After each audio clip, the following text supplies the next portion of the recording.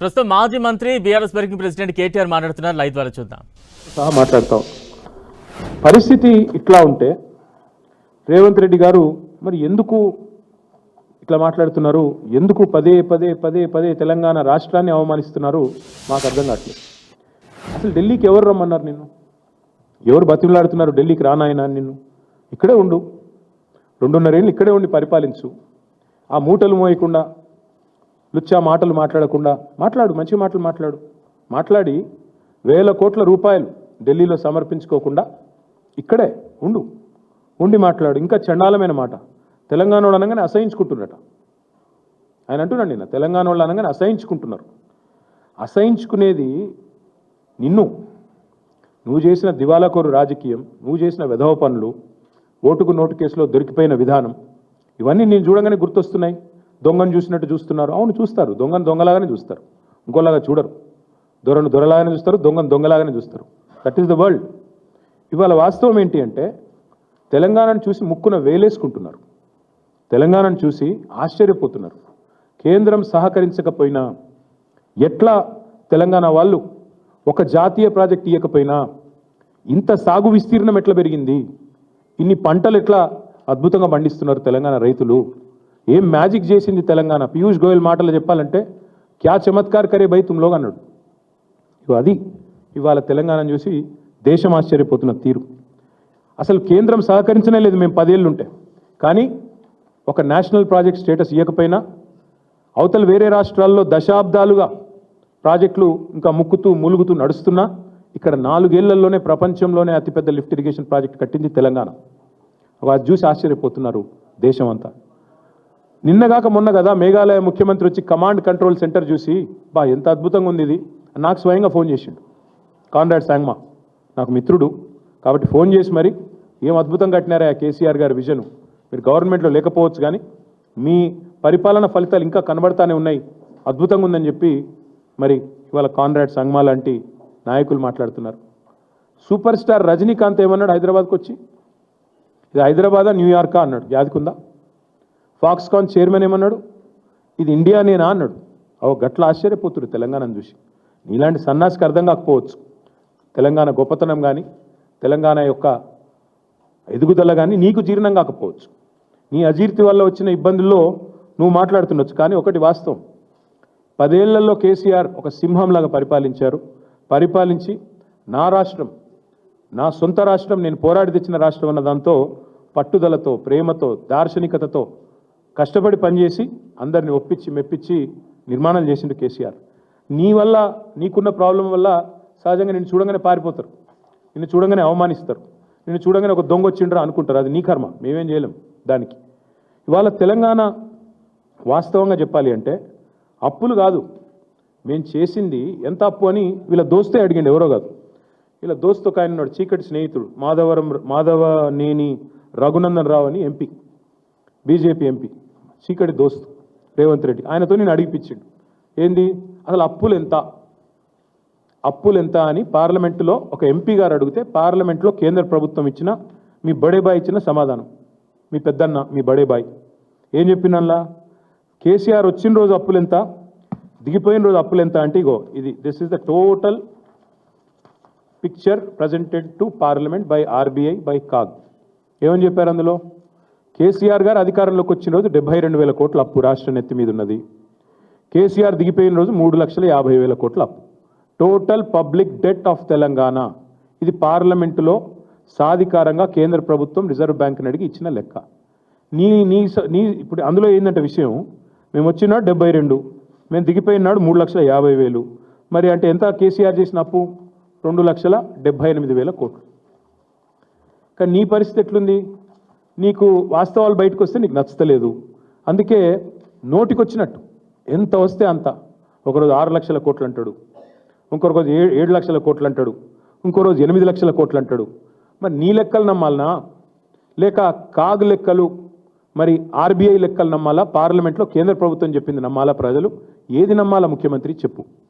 తెల్లారు లేస్తే వెనకటికి ఎవడో మొహం బాగాలేతే అద్దం బాలు కొట్టుకున్నట్టు నీకు పరిపాలన చేతగాక గత ప్రభుత్వం మీద ఇంకెన్ని రోజులు ఏడుపుల్ని, ఎన్ని అబద్ధాలంటే నేను ఒకటే వేదిక ఇద్దరు ముఖ్యమంత్రి ఉప ముఖ్యమంత్రి నెంబర్ 1 అండ్ నెంబర్ 2 నెంబర్ 1 అంటాడు 30 నెలల్లో 1,75,000 కోట్లు ఖర్చు పెట్టినాం రైతులకని నెంబర్ 1 సీఎం అంటాడు.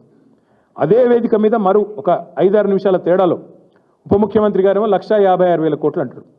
అంటే వాళ్ళకే అబద్ధాల్లో కూడా పొంతం లేదు.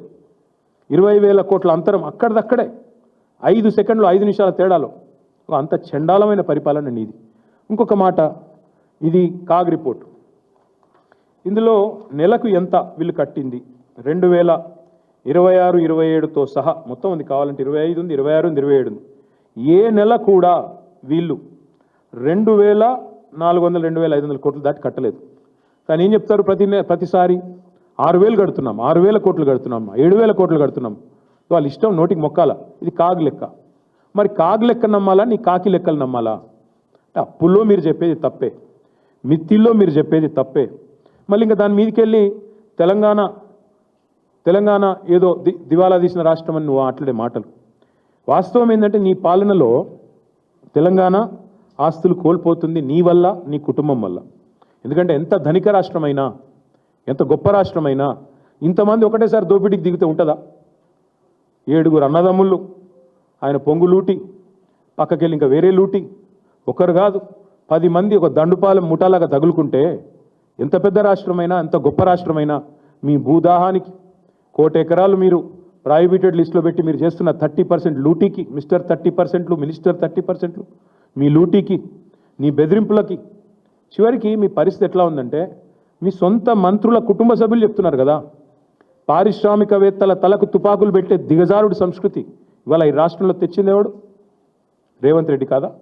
నీ ఇంటెనకాల నీ తమ్ముడు, నీ ప్రధాన అనుచరుడు తలకు తుపాకీ పెట్టిండని నీ మంత్రి గారి కుమార్తె చెప్తున్నది. That is the state of Telangana, that is the fate of Telangana under Revanth Reddy. మీ కబ్జాలు, మీ రెవెన్యూ మంత్రి కుటుంబ సభ్యులు, నీ అన్నదమ్ముళ్ళు, ఆఖరికి ఎల్ఎన్టీని కూడా ఇష్టపెట్టలేదు కదా మీరు. ఎల్ఎన్టీ CFOని జైల్లో పెడతా అని బెదిరిస్తేవి, SBI వాళ్ళు కోర్టుకు పోతే వాళ్ళను బ్లాక్మెయిల్ చేయబడుతుంది. మరి నీ బేకార్ మాటలకు కొత్తగా ఎవడన్న పరిశ్రమలు పెట్టుడు వస్తాడా? అందుకే నేను అనేది రేవంత్ రెడ్డి గారు, మీరు రాహుల్ బంధు బంద్ చేసి, పొంగులేటి బంధు బంద్ చేసి, బ్రదర్స్ బంధు పథకం బంద్ చేస్తే అన్ని సెట్ అవుతాయి. బ్రదర్స్ బంధు, పొంగులేటి బంధు, రాహుల్ బంధు, రైతు బంధు లేనేలేదు కదా ఈ రాష్ట్రంలో. ఇది వాస్తవం. ఇంకొక మాట కూడా నేను చెప్పేది వారికి, అప్పుల విషయంలో నువ్వు చెప్పేది శుద్ధ తప్పు. అట్లాగే మీరు నెల నెల కడుతున్న మిత్తిల విషయంలో నువ్వు చెప్పేది శుద్ధ తప్పు. సంపద విషయంలో కూడా నువ్వు చెప్పేది శుద్ధ తప్పు. తెలంగాణ వచ్చినాడు నెలకు తెలంగాణ యొక్క రెవెన్యూ 2014లో మేము అధికారంలోకి వచ్చిన కొత్తలో నెలకు 4,000 కోట్లు మాత్రమే తెలంగాణ రెవెన్యూ. అదే మేము దిగిపోయినాడు నెలకు 18,500 కోట్ల రెవెన్యూ పెంచి, అంటే 4.5 లక్షల కోట్లున్న GSDPని, గ్రాస్ స్టేట్ డొమెస్టిక్ ప్రోడక్ట్ని 15 లక్షల కోట్లకు తీసుకుపోయి, అంటే రాష్ట్ర సంపద పెంచి 4,000 కోట్లు నెలకు వచ్చే పరిస్థితి నుంచి 18,500 కోట్లకు తీసుకొచ్చి నీ చేతిలో పెట్టినాం. మరి ఇంకా కూడా సిగ్గు లేకుండా అప్పుల మీద తప్పే నువ్వు చెప్పేది, తప్పుడు ప్రచారం. సంపద మీద నువ్వు పెంచేది తప్పుడు మాటలే, సంపద మీద చెప్పేది తప్పులే. ఈ అన్నింటికి మించి మళ్ళీ రైతు బంధు విషయంలో కూడా మీరు నిన్నటికి నిన్న మీరు మాట్లాడిన దిగజారుడు మాటలు 1-2 కాదు, ఎన్ని తప్పుడు మాటలు నిన్న కూడా. రాష్ట్రంలో అంట ఈయన వచ్చినాకనే రైతులకి ఏదో గొప్ప పని చేసినాడంట. ఏం గొప్ప పని చేసినావా నువ్వు? వాళ్ళ రాష్ట్రంలో ఏ రైతును అడుగుదాం చెప్పు. ఎంత మీరు ఎగ్గొట్టింది ఎంత ఇంతవరకు? ఈ రోజు వరకు కాంగ్రెస్ ప్రభుత్వం వచ్చిన తర్వాత ఎగ్గొట్టింది ఎంత అంటే అక్షరాల రైతులకి, ఓన్లీ రైతులకు నేను చెప్పేది, వేరే వాళ్ళకి కూడా కాదు, 1,13,000 కోట్లు రేవంత్ రెడ్డి గారి ప్రభుత్వం ఎగవేసిన సొమ్ము ఎంతయ్యా అంటే ఓన్లీ రైతాంగానికి 1,13,000 కోట్ల రూపాయలు. ఎట్లా ఎగవేతల ప్రభుత్వం కొట్టిన పైసల లెక్క ఎట్లా అంటే, రైతు బంధు పేరిట మీరు ఎగనామం పెట్టింది సరిగ్గా 30,000 కోట్లు. ఓన్లీ రైతు బంధు పేరిట మీరు ఎగ్గొట్టింది 30,000 కోట్లు. కౌలు రైతులది కూడా కలిపితే మీరిచ్చిన హామీయే కదా 100 రోజుల్లో కౌలు రైతులకు కూడా ఇస్తామని. కౌలు రైతులది కూడా కలిపితే 22,500 కోట్లు. 30,000 భూ యజమానులకు, కౌలు రైతులకు 22,500 కోట్లు. రుణమాఫీ, మీ కథ గుర్తుండాలి. రుణమాఫీ బ్యాంకర్లను అడిగితే 50,000 కోట్లు అన్నారు రుణమాఫీకి. ముఖ్యమంత్రి గారు వెంటనే 4 రోజుల్లోనే మాట మార్చి నాలుక మడతబెట్టి 50,000 కోట్లు కాదు, 1 సంవత్సరం, కావాలంటే అన్ని వీడియోలు ఉన్నాయి ప్లే చేయమంటే కూడా చేస్తా, 1 సంవత్సరం కడుపు కట్టుకుంటే 40,000 కోట్లు ఎడమ చేత్తును కట్టేస్తా అన్నాడు. అంటే ముఖ్యమంత్రి లెక్క 40,000 కోట్లు, క్యాబినెట్కి వచ్చే వరకు 31,000 కోట్లు అయింది రుణమాఫీ, అక్కడికి వెళ్ళి బడ్జెట్కి వచ్చే వరకు 26,000 కోట్లు అయింది. చివరికి వాళ్ళు చెప్తున్న లెక్క నిజమే అనుకుంటే కూడా అల్టిమేట్గా ఆగింది 20,000 కోట్ల కాడికి. వ్యవసాయ మంత్రి గారి లెక్క 20,000 కోట్లు, ఒక్కొక్కరిది ఒక్కో పాట. బ్యాంకర్లు 50,000 కోట్లు, సీఎం 40,000 కోట్లు, క్యాబినెట్ 31,000, బడ్జెట్ 26,000, వ్యవసాయ మంత్రి లెక్క 20,000 కోట్లు. అంటే అందులో కూడా మీరు రైతు రుణమాఫీలో ఎగ్గొట్టింది 29,500 కోట్లు ఎగ్గొట్టింది. రైతు కూలీలకు మీరు పంగనామం పెట్టింది 15,000 కోట్లు. పంటల బోనస్ను బోగస్ చేసి ఎగ్గొట్టింది 16,000 కోట్లు. మొత్తం కూడితే 1,13,000 కోట్ల రూపాయలు కేవలం రైతులకే ఎగనామం పెట్టింది రేవంత్ రెడ్డి ప్రభుత్వం. ఎప్పుడు కడతావు ఈ బాకీ? ఎప్పుడు కడతావు ఈ బాకీ? కట్టిన ఇంకా చేయి పండుగలు. ఇంకా అట్రఫ్లాప్ సినిమాకు అర్ధశత దినోత్సవం చేసినట్టు అన్నదాతలను ఆగమాగం చేసింది చాలక మీదికెళ్ళి ఇంకా సభలు సదస్సులు వీళ్ళందానికి మళ్ళీ అందులో స్పీచ్లు, వాటికి కిందికెళ్ళి సీటీలు, ఇంకా పేపర్ యాడ్లు. చెప్తున్నా కదా, అట్రఫ్లాప్ సినిమాకు అర్ధశత దినోత్సవం అంటే ఇదే. బలవంతంగా జాకీలు పెట్టి లేపుతుంటారు చూడు, బాగుందా బాగుందా అని. వాళ్ళ మళ్ళీ డబ్బా కొట్టుకున్నాడు గట్ల. ఏం వెరగబెట్టినావు నువ్వు అసలు? రైతులకి ఏం చేసినావు చెప్పు? ఇన్ని రోజులు 2.5 ఏళ్లలో చేసింది ఒకసారి చెప్పు, మేము కూడా విని తరిస్తాం అందరం కూడా. అంటే ఎట్లా తయారైందంటే ఇప్పుడు నిజంగా అబద్ధం చెప్పడం అనేది ఆయన జన్మ హక్కు, అబద్ధం ఆయనకు ఆరో ప్రాణం. అసలు అబద్ధాలు చెప్పకపోతే ఇక ఆయనకు ఇంకా వేరే ఏమీ రాదు అన్నట్టుగా మీటింగులు పెట్టి రోత మాటలు, రైతు మీటింగ్ అంటాడు, రోత మాటలు మాట్లాడతాడు. ఇంకా అందులో కొన్ని మధ్యలో గరికపాటిలాగా, ఆ గరికపాటి పెద్ద ఆయన ఉంటాడు ఒక ఆయన, చాగంటి గారిలాగా గరికపాటి గారిలాగా మధ్యలో ప్రవచనాలు చెప్తున్నాడు. ఏమని? అధికారం శాశ్వతం కాదు. ఖచ్చితంగా నీకు చెప్తున్నా, నీకు శాశ్వతం కాదు, నీకు ప్రతిపక్ష పాత్ర కూడా మిగిలదు భవిష్యత్తులో. ఆ పరిస్థితి తప్పకుండా రాబోతా ఉంది. ఇంకా విచిత్రం ఏంటంటే అసలు 22 మార్చ్, ఎక్కువ రోజులు కూడా కాలేదు, ఈ సంవత్సరమే 22 మార్చి నాడు చెప్పాడు రేవంత్ రెడ్డి గారు యాసంగి పంటకు సంబంధించి, యాసంగి రైతు బంధుకు సంబంధించి 45 రోజుల్లో మొత్తం రైతు బంధు వేస్తా అన్నాడు. మార్చి 22 నాడు చెప్పిండు. 45 రోజుల్లోనే కంప్లీట్ చేస్తా అన్నాడు. 100 రోజులు అయిపోయింది. మరి 2 ఎకరాలకు వేసిండు, చేతులు దులుపుకున్నాడు, అయిపోయింది, పారిపోయింది, మళ్ళీ పత్తలేడు. మళ్ళీ నిన్న చెప్తా ఉన్నాడు 9,000 కోట్లు. నాకైనా ఇంకొక అనుమానం వచ్చింది నిన్న కొంతమంది మిత్రులతో మాట్లాడిన. మరి రాష్ట్రం దివాలా అంటాడు, బనీన్లకు పొక్కలు ఉన్నాయి అంటాడు, మొత్తం ఆగమాగం అయిపోయింది అంటాడు, ఊపర్ షేర్వాణి అందరు పరేషాని అంటాడు. మరి రాహుల్ గాంధీకి మాత్రం 1000 కోట్లు ఇస్తా అంటాడు. నాకు అది అర్థం కాదు. రాష్ట్రం దివాలా ఎట్లా? రైతు బంధుకు పైసలు ఉండవు ఎట్లా? రిటైర్డ్ ఉద్యోగులకు పైసలు ఉండవు ఎట్లా? పిల్లగాళ్ళకు ఫీజు రీయింబర్స్మెంట్ ఇచ్చేందుకు పైసలు ఉండవు ఎట్లా? దేనికి పైసలు లేవు? నన్ను దొంగను చూసినట్టు చూస్తున్నారు. అవన్నీ డైలాగులు బాగానే ఉన్నాయి. మరి రాహుల్ గాంధీ కాడికి వచ్చే వరకు మాత్రం అవసరమైతే 1000 కోట్లు ఇచ్చేస్తా. ఎక్కడి నుంచి వస్తున్నాయి 1000 కోట్లు మరి రాహుల్ గాంధీ కాడికి? ఇంకా విచిత్రమైన మాటలు ఆయన మాట్లాడుతుంటే ఆయనలో నిజంగా ఒక అపరిచితుడు ఏమైనా దాగి ఉన్నాడేమో, ఈ మనిషికి ఏమైనా మానసికమైన జబ్బు ఉందేమో అనుమానం కూడా వస్తూ ఉంది మాకు ఆయన మాట్లాడుతున్న మాటలు. ఎందుకంటే పరస్పర వైరుధ్యం ఉన్న మాటలు. అప్పుడే ఇట్లా అంటాడు, అప్పుడే అట్లా అంటాడు. ఆయన్నే చెప్తాడు ఇంకోది, అవసరమైతే ఒక్కొక్క రైతుకు 10 లక్షలు వేస్తా ఖాతాల్లో అంటాడు. మళ్ళీ అప్పుడే బీదరుపులు అరుస్తాడు. అప్పుడే అప్పు ఉడతలేదంటాడు, కానీ 4 లక్షల కోట్లు అప్పు చేసిండు. కేసీఆర్ ప్రభుత్వం మొత్తం 2,80,000 కోట్లు అప్పు చేస్తే 10 ఏళ్లలో 2.5 ఏళ్లలోనే పూర్తి స్థాయిలో మరి 4 లక్షల కోట్లు అప్పు చేసిండు రేవంత్ రెడ్డి గారు. ఇలా 3 పంటలకు రైతు బంధు ఇవ్వాలని చెప్పి మాట్లాడిన మొనగాడు ఇవాళ ఆయననే 4 పంటలకు ఎగ్గొట్టిండు. ఇప్పుడు మాట్లాడుతూ ఉన్నాడు పెద్ద పెద్ద మాటలు రైతు బంధు గురించి. ఇంకొక మాట నేను అడుగుతా ఉన్నా, చర్చ పెడదాం రా అంటాడు. చెప్పు, మేము రెడీగా ఉన్నాం. అసెంబ్లీలో పెడతావా? అసెంబ్లీలో పెడతావా? ప్రెస్ క్లబ్లో పెడతావా? లేదా నీ జూబ్లీ హిల్స్ ప్యాలెస్కి రమ్మంటావా? కట్టినావు కదా 200 కోట్లతోనేది బోడీ పెవిలియనో ఆడ పెడతావా? ఏడ పెడతావో చెప్పు, వస్తాం. చెప్పు. విచిత్రమైన మనిషిన. అప్పు పుట్టట్లేదు, పైసలు లేవు అంటాడు, కానీ 200 కోట్ల రూపాయలతో అందాల పోటీలు నిర్వహిస్తాడు. 200 కోట్లతో పిల్లలతో ఆయనకి ఇష్టమైన ఫుట్బాల్ ఆటలు ఆడేసుకుంటున్నాడు మెస్సీనో పిలిచి.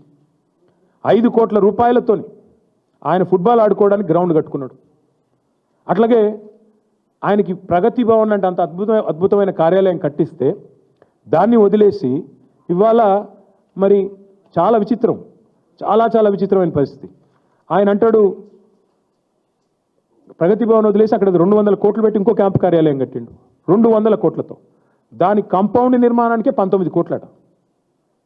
కాంపౌండ్ వాల్ నిర్మాణానికి 19 కోట్లు. మొత్తం 200 కోట్లు. కానీ అర్ధరాత్రి పోయి దొంగచాటుగా గృహప్రవేశం. తప్పు చేయకపోతే బాజాప్తా చేయొచ్చు కదా. అర్ధరాత్రి గృహప్రవేశాలు ఎందుకు మీరు మీ శ్రీమతి? అదే ప్రైవేట్ ఇల్లులాగా. అంటే ఎంత చెండాలం. అందుకే అంటున్నాను నేను, ముఖ్యమంత్రి విసిరిన సవాలుకు నేను రెడీ. మా పార్టీ తరఫున నేను వస్తా. చేసేదే చెత్త పాలన, దాని మీదకి వెళ్ళి చర్చ అంటాడు. వెల్కమ్. వరంగల్ చౌరస్తాలో పెట్టుకుందామా? ఎక్కడైతే నువ్వు రైతు డిక్లరేషన్ అని చెప్పి నువ్వు మీ రాహుల్ గాంధీ వచ్చినరో అక్కడికి వస్తావా? పెడదామా చర్చ? లేదా అశోక్ నగర్ చౌరస్తాలో పెడదామా? 2 లక్షల ఉద్యోగాలు అని చెప్పి రాహుల్ గాంధీ డైలాగులు కొట్టిన అశోక్ నగర్ చౌరస్తాలో పెడతావా? తెలుసుకుందామా? రైతు మీదైనా నిరుద్యోగుల మీదైనా దేని మీదైనా సరే టాపిక్ నీ ఇష్టం, ప్లేస్ నీ ఇష్టం, డేట్ కూడా నీ ఇష్టం. చేతనైతే నువ్వు వస్తావా? నీ రాహుల్ గాంధీ వస్తాడా? ఎవరు వస్తారో రండి. తప్పకుండా మిమ్మల్ని గనక అక్కడ గణాంకాలతో సహా మీ తప్పులు బయటపెట్టకపోతే, మిమ్మల్ని మీ పరిపాలన యొక్క వైఫల్యాన్ని నగ్నంగా నిలబెట్టకపోతే అశోక్ నగర్ చౌరస్తాలో, వరంగల్ చౌరస్తాలో శాశ్వతంగా రాజకీయాల నుంచి తప్పుకుంటా. సవాల్కు సిద్ధమా? స్వీకరిస్తావా?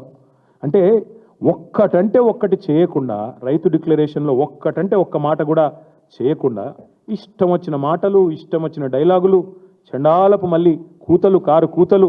అందుకే నేను